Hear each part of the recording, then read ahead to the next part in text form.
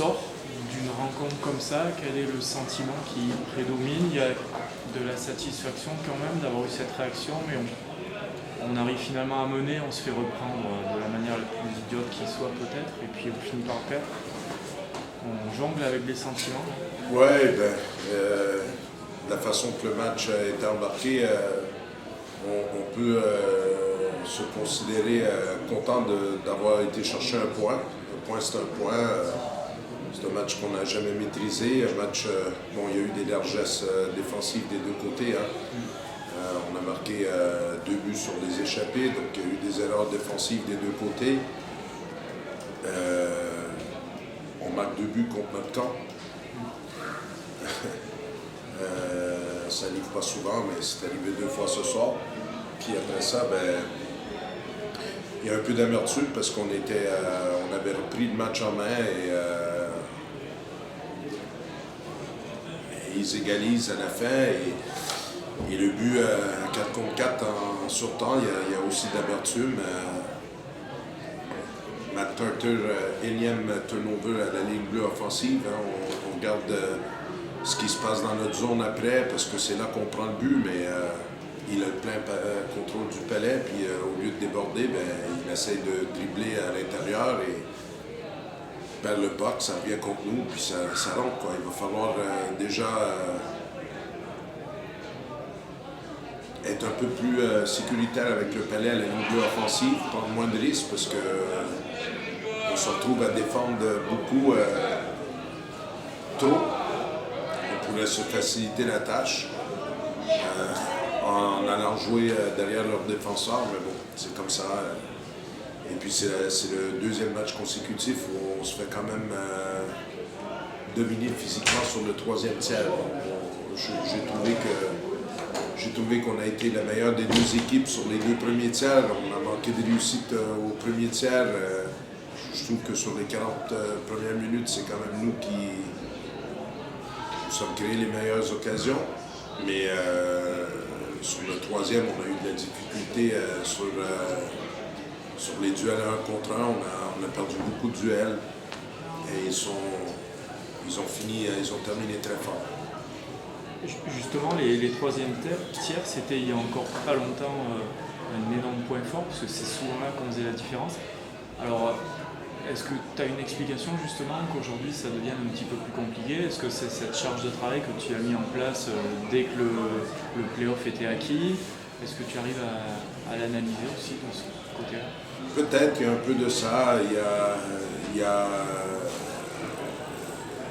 C'est difficile à expliquer parce que mais bon, contre Rouen, je veux dire, quand eux ils commencent avec Sacha Treille et Nicolas Rassamena sur le 4e bloc, on n'a pas cet avantage de pouvoir mettre la pression avec 4 lignes.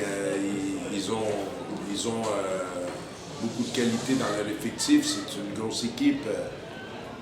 Ils ne sont pas à leur place dans le classement, peut-être qu'ils ont fait beaucoup d'énergie à se concentrer sur d'autres choses que le championnat et aujourd'hui ils payent un peu ça, mais ça reste un gros effectif.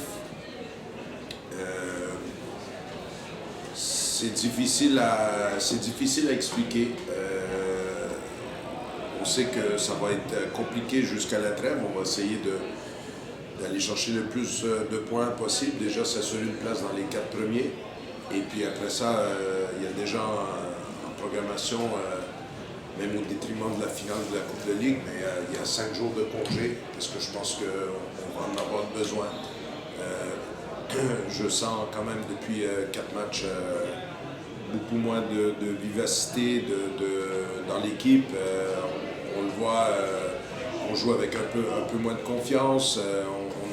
On n'a pas de réussite non plus, même défensivement, parce que sur les 5 buts, il y en a 2 qu'on les... En tout cas, il y a 2 buts contre notre camp, donc on est fébrile défensivement. Là, ça fait quoi? 24 buts contre en 4 matchs. Donc on est sur une moyenne de 6, quand avant ça, on était moins de 2, mais c'est un peu tout. Nos défenseurs, Matt Maher, encore ce soir, a eu de la difficulté comme Angers. Il est sur la glace pour 3 buts de Rouen. Notre gardien de but moins performant aussi. Hein. On le voit, il a fait quelques bons arrêts, mais il est moins dominant qu'il l'était il y a quelques semaines. Et ça, justement, c'est aussi, il y a un schéma qui sort de ça, une raison particulière, ou alors c'est comme ça, il y a des périodes où la confiance s'envole un petit peu et il faut... L'année passée, à la même période, on a eu ces difficultés, il y a eu voilà, l'important, il faut pas, comment dire, il faut pas en faire un drame de cette période creuse. Il faut juste en sortir bien, quoi. Il ne faut pas déjà que ça entache trop la confiance.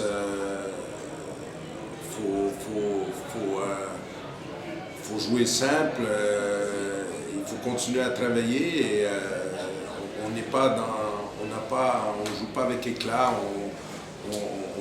Il nous manque beaucoup sur l'intensité. On a une équipe qui est je regarde le match un peu détaché ce soir.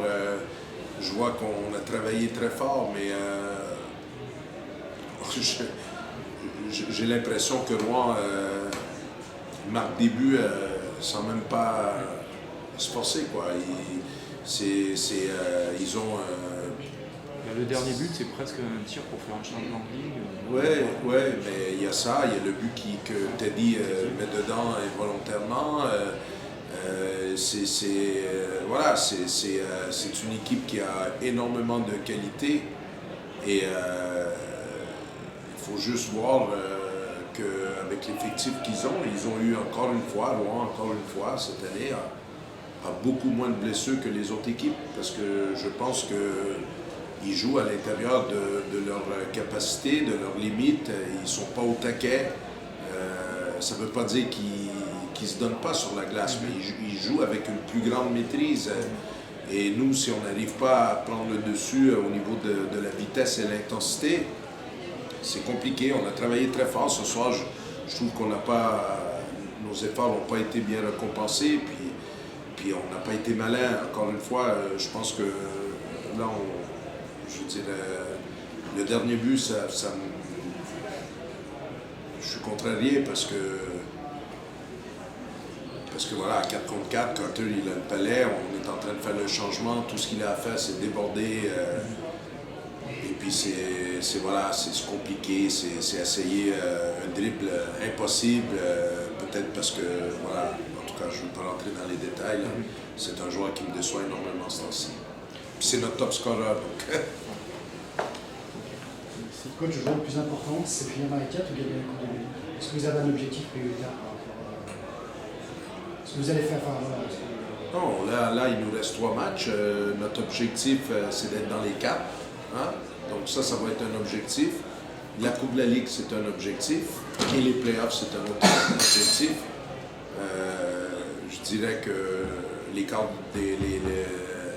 c'est des objectifs qu'on peut avoir les 3 parce que les 3 matchs avant la trêve, là, on va s'appliquer pour essayer d'aller chercher un maximum de nombre de points pour s'assurer une place dans les 4.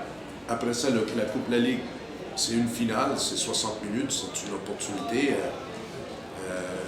Je crois que pour avoir fait le tour maintenant de toutes les équipes, je reste persuadé que Gap n'est pas dans les 4 premiers en France. Je reste persuadé qu'Angers est supérieur à nous, Grenoble, Rouen. C'est évident ces 3-là.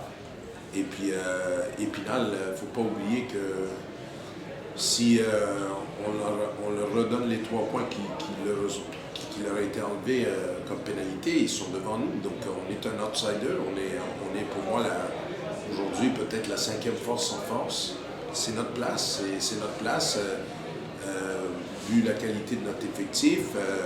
Mais d'ailleurs, 3 défaites subies là, c'est contre 3 équipes de tout ça. Ouais. Angers, c'est vraiment... Ouais. Donc ça prouve qu'on est un outsider. C'est pas parce qu'on était premier pendant 2 mois. Moi, j'en avais pas parlé beaucoup, puis je continue à répéter que ça voulait rien dire pour moi. Pour moi, on est pas aujourd'hui, il y a 4 équipes qui sont devant nous. Et donc, mais ça n'empêche qu'on est quand même bien placé. On a 3 matchs, on peut finir dans les 4 premiers, donc on va essayer de faire ça. Il y a la Coupe de la Ligue, puis après ça, je dirais la priorité dans les playoffs, c'est de passer les quarts. Parce que si tu passes les quarts, tu es dans les 4, puis là, ça veut dire que tu es là. Tu es invité à la danse, puis là, tout peut arriver dans les 4. Donc, je dirais que nos 3 objectifs, c'est d'être dans les 4, gagner la Coupe de la Ligue et passer les quarts. Ça, c'est les 3 objectifs qui nous restent. Puis on est dans les clous pour les 3. Et éviter Rouen en quart, si possible. Ouais, bon. Je peux vous dire que j'ai été très impressionné par Angers. Angers n'a pas la profondeur de Rouen. Mais en quart de finale, Angers va être très compliqué parce que ça joue à 3 blocs, mais ils ont des joueurs qui, pour moi, individuellement, sont supérieurs aux meilleurs joueurs de Rouen.